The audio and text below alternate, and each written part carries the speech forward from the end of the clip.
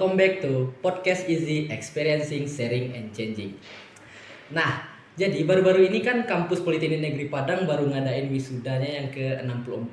Jadi dengan terhormat kami dari pihak Kemdisbang telah mengundang salah satu lulusan terbaik dari kampus Politeknik Negeri Padang ini. Dengan siapa bang?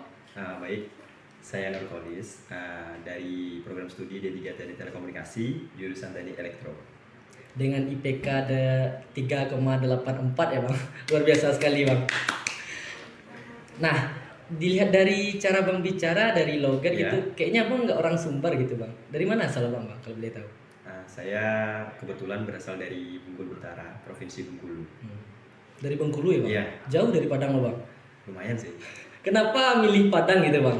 Kan jauh tuh, kan Ya. di Bengkulu juga ada kampus-kampus yang luar biasa lah gitu, enggak bang? Kenapa Ya. milih Padang? Kan saya juga melihat dari background saya. Yang sebelumnya kan saya juga kuliah SMK itu di SMK Negeri 3 Lubuk Linggau, yang kebetulan itu di prodinya bukan prodi sih, jurusannya ya. Jurusannya Teknik Elektronika. Lalu karena saya juga background yang lebih ke teknik dan lebih ke praktik lah, ke praktikum lapangan. Ya. Setelah saya review saya cari-cari tahu gitu kan, ternyata di universitas saya kan pengen kuliah juga tuh. Rasa ingin kuliah saya masih tinggi. Setelah saya cari tahu bahwa di universitas itu kan dia rata-rata teori, walaupun dia teknik tapi teori lebih diutamakan. Ya. Karena saya juga nggak terlalu suka sih ya, kayak saya lebih suka di teori langsung praktikum. Abang nggak suka mikir gitu? Suka. Kalau saya nggak mikir, saya mungkin nggak ada di sini. Iya. Ya. Tapi kan lebih ke apa yang saya pikirkan langsung saya praktikkan. Kalau saya kuliah di universitas, apa yang saya pikirkan lagi. Jadi hal yang saya pikirkan tuh saya pikirkan terus kan, akhirnya saya kan nggak terlalu hobi yang hal kayak gitu kan. Jadi saya coba-coba cari tahu bahwa ternyata di Indonesia itu ada namanya politeknik. Yang sebelumnya saya juga nggak tahu apa itu politeknik kan. Saya tahunya Poltekkes kan, Politeknik Kesehatan. Saya kira itu dulu ya. Ternyata setelah saya lihat kan, oh politeknik tuh ternyata pendidikannya pendidikan vokasi, mirip-mirip sama SMK lah lebih tepatnya kan. Banyak praktikum daripada teori. Juga saya coba cari tahu di Sumatera ini ternyata ada beberapa politeknik kan. Salah satunya ada Politeknik Negeri Padang, Politeknik Negeri Sriwijaya, Politeknik apa tuh yang Payakumbuh tuh, ada pertanian ya, ada Politeknik di Batam, ada di Batam, ada di Riau, ada banyak kan. Ya. Dan saya coba cari-cari tahu lagi, ternyata di daerah provinsi terdekat saya itu ada Politeknik Sriwijaya sama Politeknik Negeri Padang kan. Karena kebetulan saya kemarin SMK-nya itu di Sumatera Selatan. Kalau saya kuliah di Posri, jatuhnya kan kayak saya nggak keluar dari provinsi yang itu gitu kan. Saya pingin juga sih, karena saya kan tinggal di Bengkulu nih. SMK saya di Sumatera Selatan gitu kan. Jadi pengen juga ngerasain daerah lain lagi gitu kan, tempat baru, suasana baru gitu kan. Yang mana di Padang juga kan nggak ada nih, teman nggak ada, kawan nggak ada, keluarga nggak ada. Jadi saya pengen gitu kan, apa sih rasanya lagi di sana yang nggak ada keluarga sama sekali gitu kan di Padang. Saya coba tengok-tengok juga di Padang. Di Politeknik Negeri Padang ini ternyata ada jurusan yang saya minati, yaitu elektro kan. Udah pasti tuh elektro karena saya elektronika. Dan saya lihat lagi prodi-prodinya kan ada 3 tuh. Ada elektronika, elektro, sama telkom. Saya coba lihat kan, dari 3 prodi itu ada satu prodi yang lebih menarik gitu kan, karena telkom gitu. Saya lihat telkom ini ternyata lebih ke jaringan yang masih berhubungan dengan elektronika juga. Dan dia juga lebih tepatnya tuh banyak sih mata kuliah di jurusan lain yang ada di dia. Kayak lebih include gitu kan. Listrik juga saya belajar di sana, elektronika juga, programan juga, database dan lain-lain juga saya belajar, manajemen juga. Jadi karena dunia saya juga udah minat itu kan, jadi saya pilih program studi teknik telekomunikasi untuk kuliah saya di Politeknik Negeri Padang ini. Dan itulah alasan saya kenapa saya memilih Padang sih lebih tepatnya.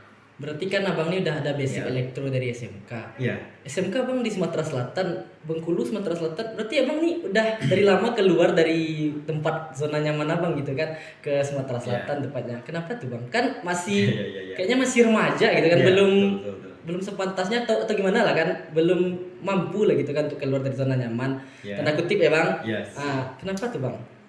Kalau dibilang nggak mampu, dulu ibu saya gitu kan juga tidak mengizinkan untuk kuliah sekolah di luar gitu awalnya kan. Kenapa nggak dimulai? Cemas kan bang? Ya cemas, namanya ibu pasti cemas. Ya kan? Ya tanda sayang tuh. Ya, cuma ayah saya atau bapak saya karena dia juga perantau dari kecilnya juga udah perantau, jadi dia, kamu yang bisa menentukan masa depan kamu istilahnya gitu kan. Jadi diberi saya kebebasan, abang diberi kebebasan untuk milih di mana gitu kan. Kebetulan karena abang dulu orangnya tuh bisa dibilang kurang bergaul di zaman abang masih SD SMP. Anak rumahan gitu. Anak rumahan. Ya, terus jadi saya kan pengen juga sih tahu gimana sih kehidupan di luar gitu kan.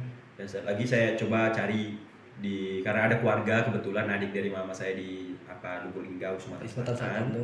Saya coba untuk daftar ke sana kan. Walaupun mak saya nggak setuju karena kan tahu kan Linggau itu gimana tempatnya.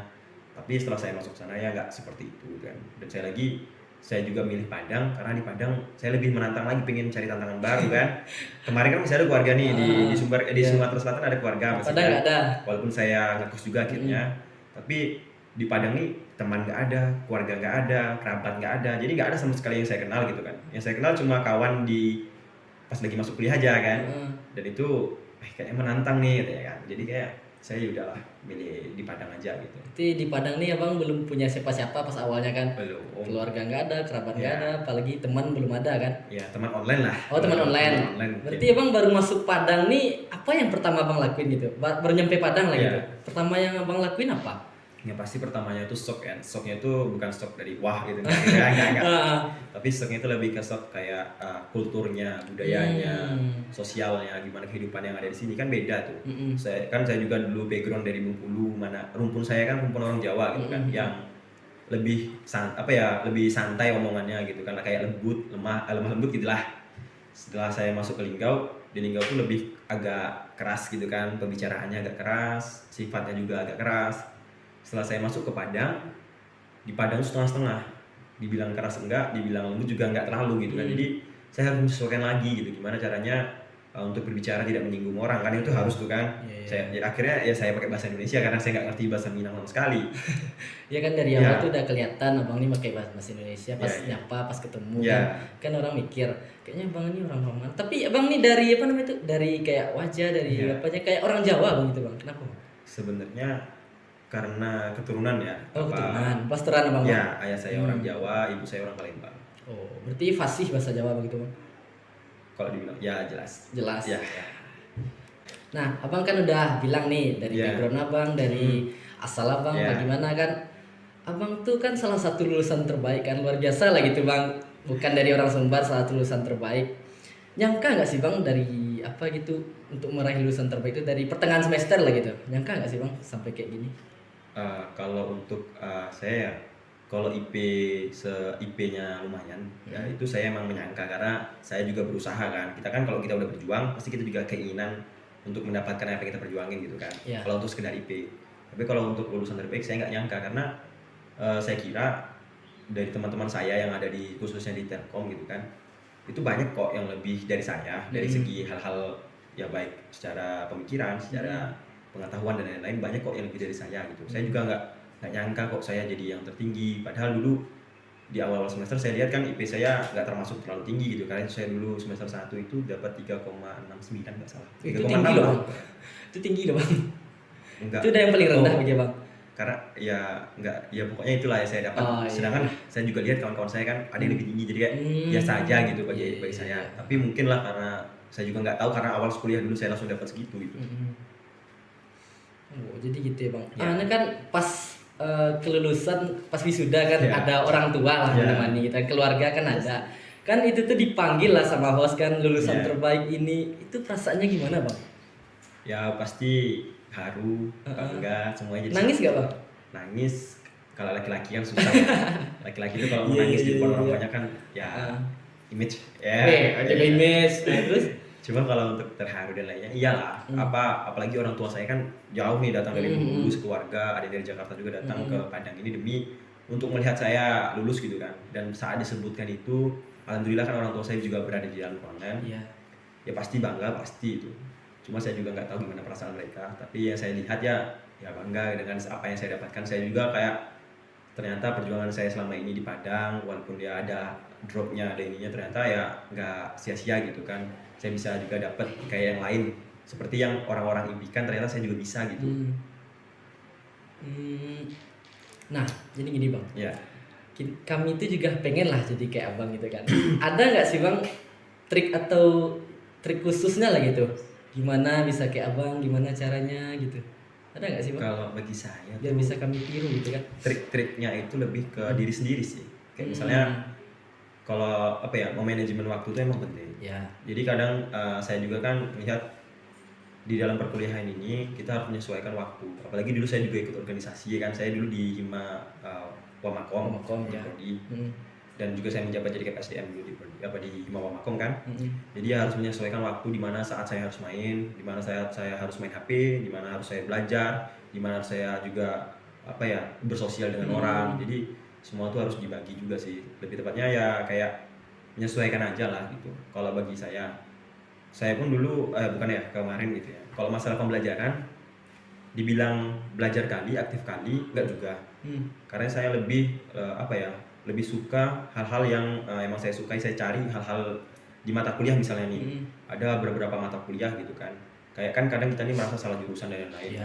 Ya awalnya saya juga ada pernah ngerasa salah jurusan sih, karena saya yang background elektronika, belajar jaringan gitu kan.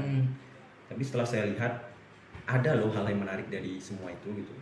Jadi kita tuh emang harus mengimprove diri kita, apalagi yang sekarang masih maba ya, untuk maba dan angkatan-angkatan yang di bawah saya gitu kan, yang masih kuliah sekarang. Nggak ada kata terlambat untuk kalian gitu kan. Untuk belajar itu pun nggak harus tiap hari, tapi usahakan untuk tetap memahami.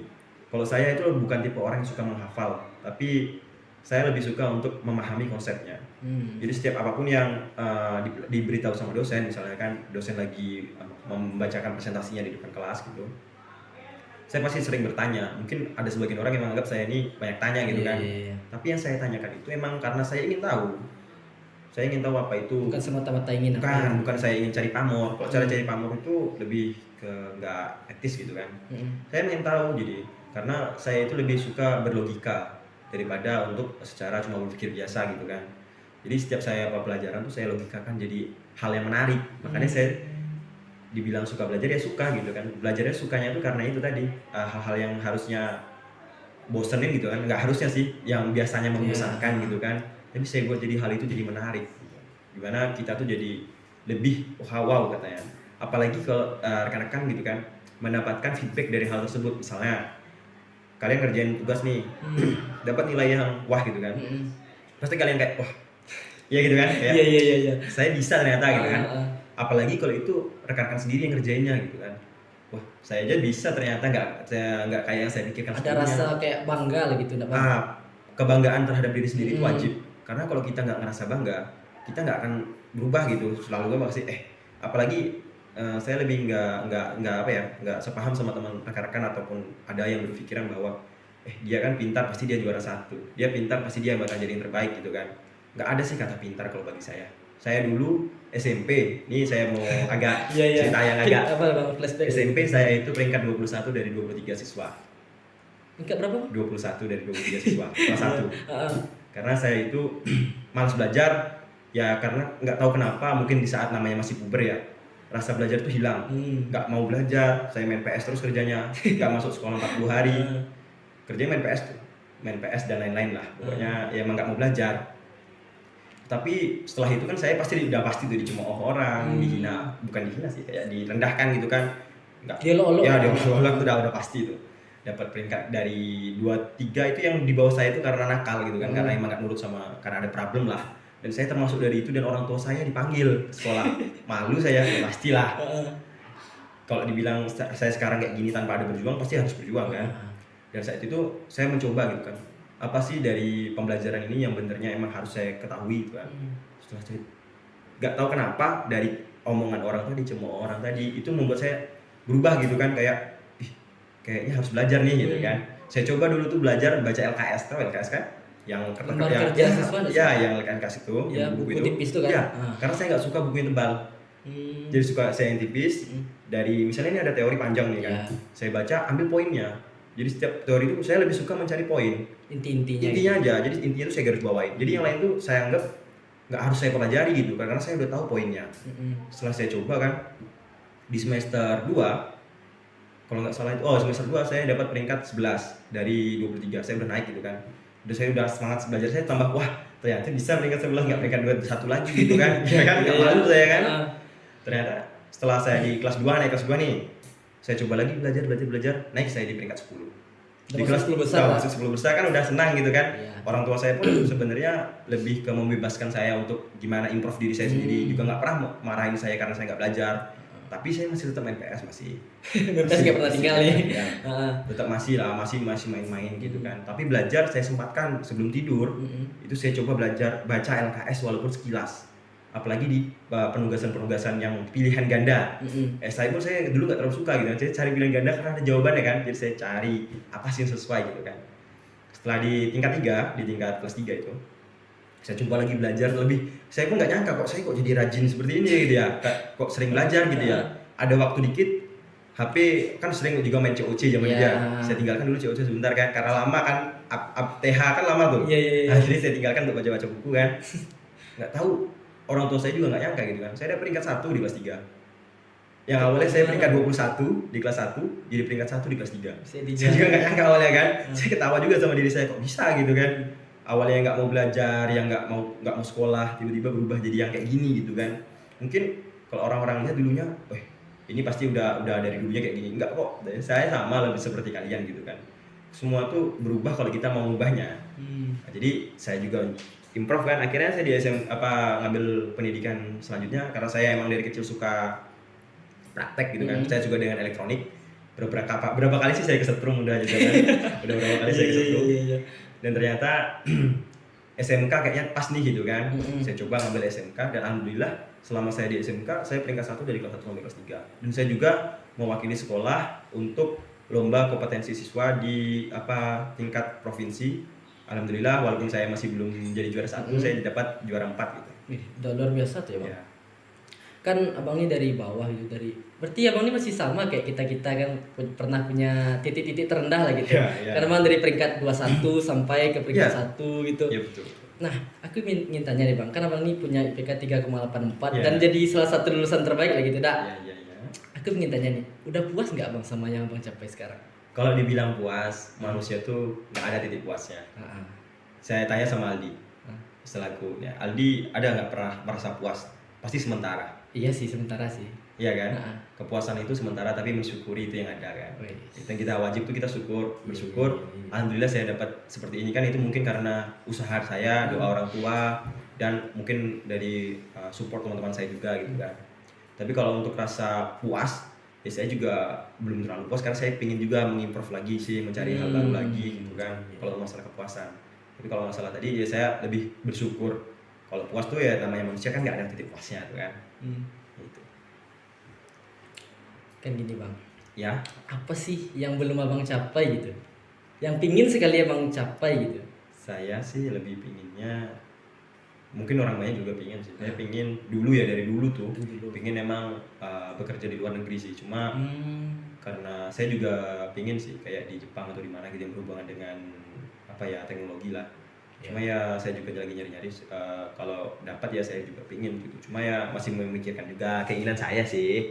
Kalau enggak minimal di Indonesia juga saya bekerja di bidang yang saya minati gitu. Ya, yang kayak ya hobi saya lah gitu saya terapin, karena kan yang saya lihat dari orang-orang yang udah kerja juga kan, kalau sepaham sama hobi kita sama yang kita mau pasti enak kita kerjainnya gitu kan. Dan saya coba sih, lagi nyoba untuk mencari walaupun sampai sekarang ya masih dalam pencarian gitu kan.